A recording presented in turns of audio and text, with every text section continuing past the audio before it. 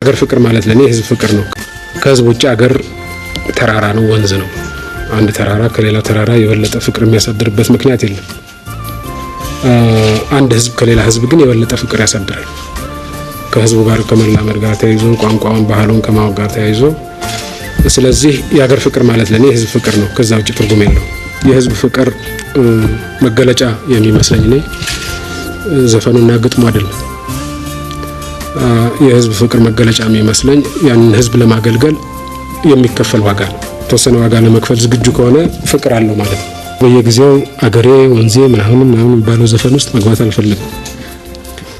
አገር ሞድ ከሆነ በተግባሬ ነው የሚገለጸው። ህዝብ ሞድ ከሆነ በተግባሬ ነው የሚገለጸው። ህዝቡን ለማገልገል ዋጋ ከፍያለሁ፣ ያልከፈልኩም ለመክፈል ዝግጁ ነኝ አይደለም። ያ ነው ማረጋገጫው። ይሄን ማለት ስለ ህዝብ ስለ አገር መዘፈኑ ነውር ነው አይደለም። ግጥም የሚጽፉትንም ለምን ጻፉ ማለት አይደለም። ነገር ግን በግጥሙ ብዛትና በዘፈኑ ብዛት ከሆነ የሚለየው ችግር አለው።